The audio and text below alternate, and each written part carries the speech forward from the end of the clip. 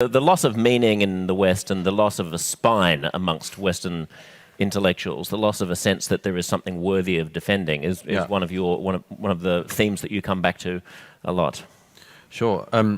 I just say at the beginning, I could go through every one of the things that Majid just listed in that and shoot them down, but that would take a little while.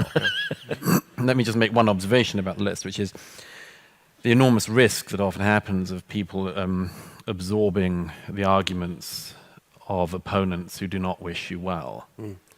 So, for instance, on interventionism, you never hear, in fact, I've said this to Majid before, but I've never heard anyone from the Islamic world say, thank God for NATO. Yeah. But they should. But by the way, I'd spend the rest of my book debunking these, sure. just for everyone's, but I mean, they shouldn't. The reason I mention this is for the selective historical reasons which we in the West are at risk of imbibing. For instance, I say, why does nobody say thank God for NATO? Because if NATO hadn't intervened in Kosovo, I think it's widely agreed that a severe genocide would have occurred on the continent of Europe, worse than was already happening. NATO intervened. We don't expect thank yous endlessly, but once will be something.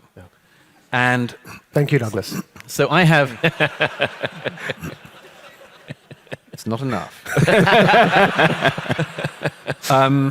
But this is just worth remembering, because a generation and a lot of people from a generation are at risk of imbibing basically the jihadists' arguments about us. And I just put that out there at the beginning. The second thing I'd just say quickly is, I mean, the fascinating thing now about looking back at, for instance, intervention in Afghanistan is that, you know, it's one of the great fallacies of history which we're always vulnerable to, which is to think that everyone knew in the past what we know now.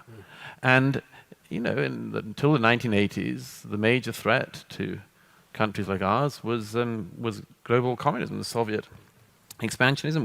We saw it as a major threat, and anyone who doubts that just has to say that, I mean, if up until, I've often thought of this, until as late as basically the 10th of September 2001, if you said, in the early years of the 21st century, politicians, journalists, public intellectuals and others are going to spend years talking about Islam. Say, what? Why? How come? It's not that interesting. It's not that vital in our societies. It's a bit of our societies. It's not overwhelming. If you said, okay, you're going to be discussing Islamic blasphemy laws all across Scandinavia for years. Why?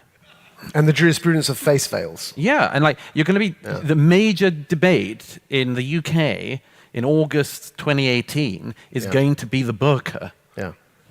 How does that happen? I don't see I don't see the way. That is a bit surreal, isn't it? So here's the deep underlying thing, which is that religion's back, and most people in the West don't know how to talk about it or think about it. And I've just got this endless concern about this matter, because I've had this conversation, as I think a lot of other people here have, for years with politicians and others, and they still don't understand the nature of this. And I just give you one example quickly. A little while ago, I was speaking to a TV producer who came over to me at a party somewhere and said, it was at the height of ISIS, and she said, what do ISIS want, Douglas?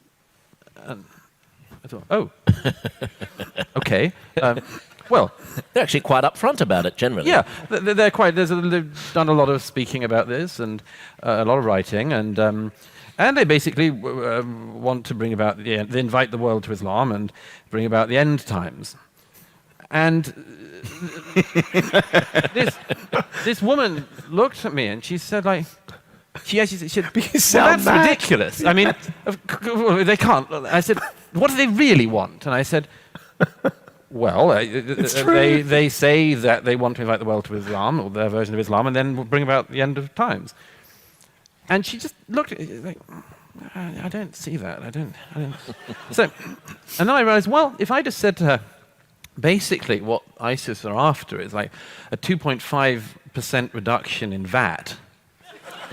she'd have been all over it. Oh, yeah. Oh, I see. Well, would they settle for 1.2? You know, we'd have been able to talk about it. It is a bit high, isn't it? Let's find some compromise. But she had no idea. And that, for me, in a nutshell, is one of the things, one of the many things we're walking through at the moment, is the inability of people in societies like ours to realize that some of our opponents believe that they have the explanation for everything, the justification for everything, the meaning of everything, now, yesterday, tomorrow, and to the ends of time and eternity. And we say, come again? At the very least, we have to educate ourselves about this. Yeah, but this is, I don't want to... Yeah, they're ideologues.